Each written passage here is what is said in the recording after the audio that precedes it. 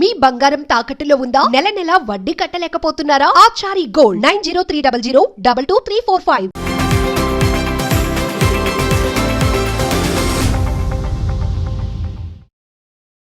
నమస్తే, welcome to Magna TV. నేను మీ కృష్ణవేణి. 2025లో ఉన్నాం. అంబేద్కర్ రాజ్యాంగం రచించాడు. 75 ఏళ్ల స్వతంత్రం, అన్నీ కరెక్టే. కానీ దళితుల మీద దాడులు, అది కూడా చాలా అసహ్యపూరితంగా నోట్లో మూత్రాన్ని పోస్తూ. ఇక్కడ విషయం ఏంటంటే, దళితుడా ఆ వ్యక్తి పోసినవాడు ఉన్నత కులస్తుడు, ఇవన్నీ కాకుండా మానవత్వం ఎందుకు చచ్చిపోతుంది? ఇంత క్రూరత్వం, ఇంత షాడిస్టిక్ బిహేవియర్ ఒక మనిషి లోపల ఉంటే, ఆ బీటెక్ చదివిన విద్యార్థి రేపు బయటకు వచ్చి సమాజంలో ఉద్యోగం చేసి భార్య పిల్లలతో ఉంటే, అటువంటి వ్యక్తితో తోటి సమాజంలో మనం తిరగబోతున్నామనే ఆలోచన చాలా భయంకరంగా, చాలా అసహ్యంగా ఉంది.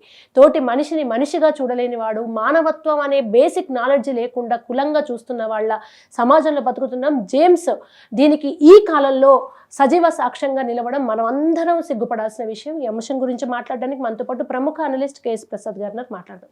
సార్ నమస్తే. నమస్తే. సార్, నిస్సిగ్గుగా మాట్లాడుకుంటున్నాం కానీ సిగ్గుతో చచ్చిపోవాల్సిన విషయం ఇది. 2025వ సంవత్సరంలో ఉన్నాం. కులాలు లేవు, మతాలు లేవు, టెక్నాలజీ, రేపు రోబోలు రాబోతున్నాయి, అన్నీ కరెక్టే. కానీ మనం మాత్రం అమెరికాకు పోయి కూడా ఒక రెడ్ జెండా, ఒక కమ్మ జెండా, ఒక కాపు జెండా, ఇవి ఈ తెలుగు సంఘాల పేరు మీద కులాల సంఘాలు పెట్టుకుంటున్న దౌర్భాగ్యమైన వ్యక్తులం మనం అంతా. ఇవాళ జేమ్స్ కోపం ఉంటే చట్టం ఉంది, న్యాయం ఉంది, ఇంకా అదుపు తప్పితే ఒక దెబ్బ వేస్తారు. కానీ మూత్రం నోట్లో పోయడం లాంటి, ఎప్పుడు ఒక 100 సంవత్సరాల క్రితం దళితుల మీద జరిగిన దాళ్ళు, చుండూరు, కారంచేడు లాంటి ఘటనలు చూస్తూ వచ్చి కూడా ఇవాళకి కూడా మనం ఇది ఒక చుండూరుకు ఒక కారంచేడుకు ఏం తక్కువ సార్ ఇది? అంటే మీరు అన్నట్టమ్మా, ఇలాంటి సమాజంలో మనం కూడా బతికున్నాం అన్నదానికి సిగ్గుతో మనిషిగా చచ్చిపోయి నేను మాట్లాడుతున్నాను.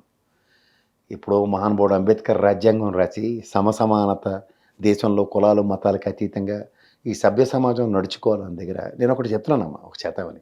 అందుకే Jaganmohan Reddy it's a class war అన్నాడు. జగన్ కాలనీలు కనుక నువ్వు ఆద్యంతం గమనించగలిగితే కుల మతాలకు అతీతంగా ఒక సెట్ ఆఫ్ పీపుల్, ఒక యాటిట్యూడ్తో ఉన్న వాళ్ళు కూడా అక్కడ సంయమనంతో, విచక్షణతో బతికే సమాజం నెలకొల్పితే ఆ ఫలితాలు ఇట్స్ లాంగ్ టర్మ్ విజన్ 2020 లాగా it takes his own course of time to get beautiful results. అది ఒక 5 సంవత్సరాల్లో ఒక ప్రయత్నం జరిగింది. It's quite unfortunate that again we are landed up with a class war. మనం అదే పని చేద్దాం అనుకున్నప్పుడు తర్వాత నీకు పిఠాపురంలో జరిగిన ఒక దరిద్రాన్ని, సంఘ బహిష్కరణ, అది ఒక సెట్ ఆఫ్ పీపుల్ ఎప్పుడైతే దాన్ని ఖండించకుండా ఎక్కడికక్కడ దాన్ని చేతులు దులుపుకునే కార్యక్రమం. అంటే ఈ ప్రభుత్వం ఉన్నప్పుడు ఒక విచక్షణ, ఆ ప్రభుత్వం ఉన్నప్పుడు ఒక విచక్షణ, ఒక సమానత్వం అన్నది ప్రజాప్రభుత్వాలు అన్న విషయం, విజ్ఞతని ప్రజలు మర్చిపోయేలా చేసే ఒక దౌర్భాగ్యం జరుగుతున్నప్పుడు ఇలాంటి పనికిమాలిన పనులు చేయడానికి ప్రజలు, so many people are there, the set of people will definitely take things as granted. అంటే మాటలతో చెప్పలేని పదజాలం. అంటే అంబేద్కర్కి పుట్టావా, ఒరే అంబేద్కర్ అనడం. అంటే అదే అంబేద్కర్ రాసిన రాజ్యాంగం నాట్ ఓన్లీ ఎస్సీ ఎస్టీ బడుగు బలహీనలకు కాదు సార్, అగ్రవర్ణాలకు, స్త్రీలకు ఆయన హక్కులు ఇచ్చారు. ఆ హక్కులతోటి వాళ్ళ బీటెక్ చదువుతున్న ఆ కుర్రాడు ఎవరైతే ఉన్నాడో అదే అంబేద్కర్ని దూషిస్తూ ఇవాళ డ్రాయర్ నోట్లో కుక్కడం, మూత్రం వేయడం. అతడు చదువుకొని ఏ సంస్కారంతో బయటకు వస్తాడు సార్ రేపు? ఇప్పుడు సమాజంలో సప్రెషన్ నుంచి గురవుతున్న వాళ్ళ కోసం ఇవాళ ప్రభుత్వాలు కొన్ని బాటలు క్రియేట్ చేసింది వాళ్ళలో అప్లిఫ్ట్మెంట్ కోసం. అవే కదా రిజర్వేషన్స్ ఇవన్నీ. ఇవాళ అంబేద్కర్ గారు ఏదో ఆయన వాళ్ళ ఒక్కళ్ళకే, దళితులకు ఒక్కళ్ళకే ఏదో ఆదర్శ పురుషుల్లాగా అంబేద్కర్ కాలనీలు అంటే దూరంగా ఉన్న దగ్గర మొన్నటి బ్రేక్ చేస్తాను కదా, కోనసీమ జిల్లాకి అంబేద్కర్ జిల్లా అని పేరు పెట్టాడు.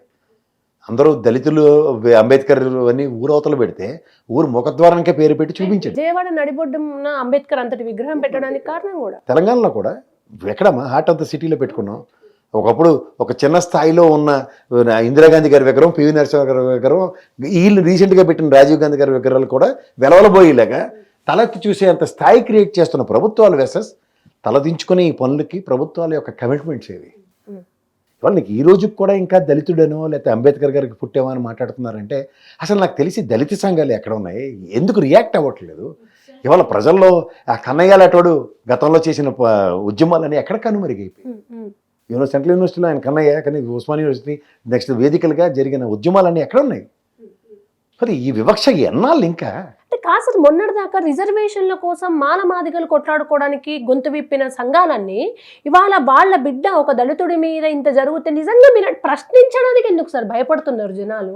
నాకు తెలియక అడుగుతానమ్మా. నేను ఇవాళ అగ్రకులంలో పుట్టినందుకు సిగ్గుపడుతూ దళితుడిగా ఎందుకు పుట్టలేదని మా కుటుంబంలో నాకు ప్రతిరోజు నిరసనే ఉంటుంది. బికాస్ మా ఇంట్లో నాకు దైవ సమానుడైన అంబేద్కర్ ఇంట్లో ఉంటాడు. Because I respect that. Because ఆ భావజాలం, అంబేద్కర్ భావజాలం అన్నది ఎవరైనా చదివినా ఏదైనా ఉన్నా చాలా ప్రభావితం అవుతారు. కానీ ఈ సమాజంలో ఎక్కడికి లీడ్ అవుతున్నాం మనం? కానీ ఇంకా దళితులు ఏంటమ్మా నాకు అర్థం కదా అసలు. Why the help we need to call them like. కనీసం చదువుకున్న వాళ్ళకి ఓకే, వీళ్ళు బీటెక్లు చదివారు కదా, ఏకగణ సిద్ధాంతం తెలుసు, డార్విన్ సిద్ధాంతం తెలుసు, మనం అంతా ఎక్కడి నుంచి వచ్చినాం అనే క్వశ్చన్ వేసినప్పుడు అందరం ఒక్క తల్లి బిడ్డలమే కదా సార్. ఆ చిన్న లాజిక్ కులాలు ఎక్కడి నుంచి వచ్చినాయి అనే కామన్ సెన్స్ ఉండదా? అది లేకే కదమ్మా. విచక్షణ మనిషి ఎప్పుడు రాక్షసుడిగా మాట్లాడే విచక్షణ కోల్పోతున్నప్పుడు, విచక్షణ రాహిత్యంగా ప్రవర్తిస్తున్నప్పుడు ఈ విద్యా సంస్థల్లో దేని చదువుకుంటున్నట్టు? ఇప్పుడు ఏ రోజు నేను చదువుకున్న రోజులు ఈ రోజు దాకా కూడా చెప్తున్నాను, పలానా వాడు చోయించే క్యాస్ట్ అని. నాకు ఒక ఫ్రెండ్ ఉన్నాడమ్మా, we are happen to be the classmates in CA and SW. వాడు క్యాస్ట్ ఏంటో నా క్యాస్ట్ ఏంటో నా దగ్గరికి తెలియదు. ఒక క్వైట్ సర్ప్రైజింగ్లీ ఒకసారి నీకు చిన్న ఇన్సిడెంట్ చెప్తాను. శ్రీశైలంలో మాకు రూమ్ దొరక్క వాడు ఫస్ట్ టైం వాడు క్యాస్ట్ కార్డుని తీసి ఇక్కడ నాకు రూమ్ దొరుకుతుందిరా మా క్యాస్ట్ చెప్తే నాకు చెప్తే నేను ఐ వాజ్ సర్ప్రైజ్. మనకు కూడా ఈ దరిద్రం అవసరం రా, నేను బయట ఉంటాను, నేను రానంటే అది నన్ను కన్విన్స్ చేసి లోపలికి తీసుకెళ్ళి ఇక మీద ఎప్పుడు నేను ఆ విషయం నీతో మాడను రా సారీ అని చెప్పాడు. నేను అంటుంది ఏంటంటే వాడు నాకు సారీ చెప్పడం గురించి కావట్లేదు, అదే మనకు నచ్చకపోతే ఆ రోజు నిజంగా shelter we are in need of ఆ చెల్లోనూ అక్కడ ఉన్న పరిస్థితిలో. బట్ సంభవం అంతరాత్మ ఒప్పుకోదు కదా. This what the situations we are gone in. And today ఎక్కడోనో నాకు అద్దంకి దయాకర్ చాలా క్లోజ్ ఫ్రెండ్, మందకృష్ణ మాదిక్ కూడా చాలా మంచి మిత్రుడు. కానీ ఏ రోజు కూడా నేను కృష్ణనారాయణ మాడితే ఏరా అట్లా మాడుతూ ఉంటాడు తప్ప పేరు నేను ఎప్పుడు ఉచ్చరించలే. కానీ ఇవాళ కులాలు మతాలు చూసి ఫ్రెండ్షిప్లు ఏంటమ్మా నాకు అర్థం కాదు. ఈ మధ్య కాలం ఏంది ఇక్కడ మనం ఎవరిచ్చారు వీళ్ళకి ఎంత సూపర్లేటివ్ డిస్క్రిప్షన్స్? ఎగ్జాక్ట్లీ ఎవడు వీడు చట్టాన్ని చేతిలో తీసుకోవడానికి తోలు ఎందుకు చీట్లేదు వాడికి? సార్ కేసు పెట్టడానికి పోతే ఫస్ట్ కేసు తీసుకోలేదట, తర్వాత ఎస్సీ ఎస్టీ అట్రాసిటీ కేసు అయితే నువ్వు క్రిస్టియన్ అని తీసుకోకుంటే ఇప్పుడు మళ్ళీ ఇంత ఇష్యూ అవుతుంది కనుక మళ్ళీ ఇప్పుడు కేసు తీసుకోవడం. ఎవరైతే మెయిన్ ఇద్దరు ఉన్నారో వాళ్ళిద్దరి పేర్లు వాళ్ళకి బాగా పలుకుబడి ఉంది, వాళ్ళు పెద్ద కులస్తులు కనుక పేరు పెట్టమనడం, ఆ అబ్బాయి అంత పేర్లు పోయి సూసైడ్ అటెంప్ట్ చేసుకుంటాను బ్లాక్మెయిల్ చేస్తే తప్ప కేసు పెట్టని పరిస్థితి సార్ పోలీస్ స్టేషన్లో. ఇంకెక్కడ ఉన్నామమ్మా మనం? ఇంక చూడు మనం చర్చకు కూడా అర్థవంతం ఉండదు. ఇంక సిగ్గుతో తలదించుకోవాల్సిన విషయమే. ఎక్కడ ఈ వ్యవస్థని ఎవరు మీరంతా బుల్డోజ్ చేయడానికి? ఇదే నా సమసమాజ నిర్మాణం. ఒక వ్యక్తి యొక్క వికాసాన్ని ఆయన యొక్క మానసిక సంఘర్షణని కూడా బలి చేసేస్తూ ఆ వికాసానికి కూడా మీరు చేస్తున్న దిక్కుమాల పనులకి ఏమని సమాధానం చెప్తుంది సమాజం?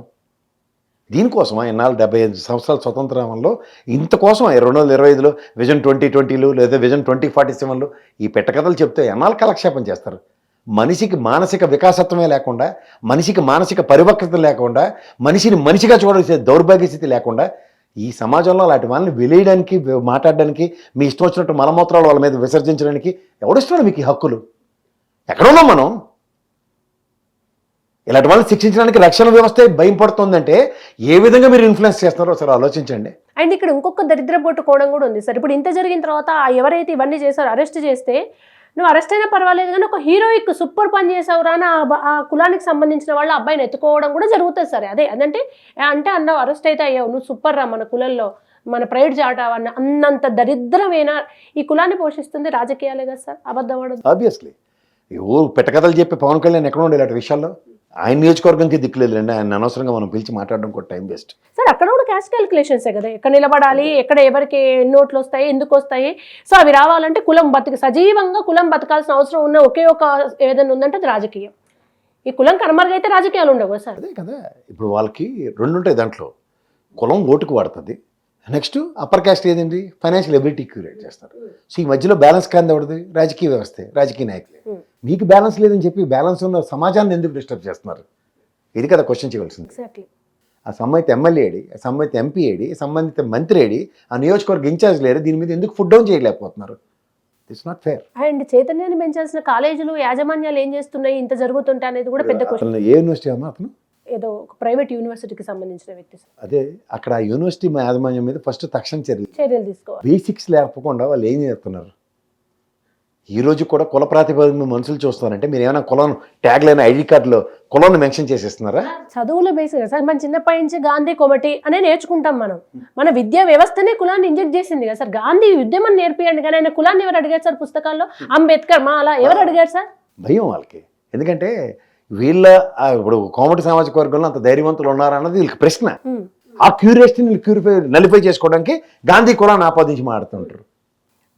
ఇది మాత్రం నిజంగా ఒక మచ్చలాగా సార్ 2025లో మాయని మచ్చ. ఇది మానవ సమాజం మీద మన నాగరికత డెవలప్మెంట్ అన్నిటికీ ఒక పెద్ద క్వశ్చన్ మార్క్ లాగా వచ్చి అడ్డలాగా నిలబడింది.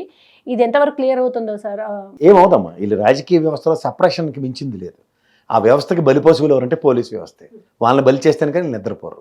అంతేకన్నా అసలు సమాజం ఈ విధంగా ఉందా, ఈ సమాజాన్ని కాకరకాయలా కేకరకాయ చేసినావా అన్న కనీస ఇంగిత జ్ఞానం కూడా లేకుండా సమాజాన్ని నడుపుతున్న ఈ ప్రజాస్వామ్యాన్ని పేరు పెట్టి దానికి మళ్ళీ మనందరినీ భ్రష్టుపాలు పట్టిస్తున్నందుకు వాళ్ళకి ఆలే సెటిల్ దండం పెట్టాలంతే.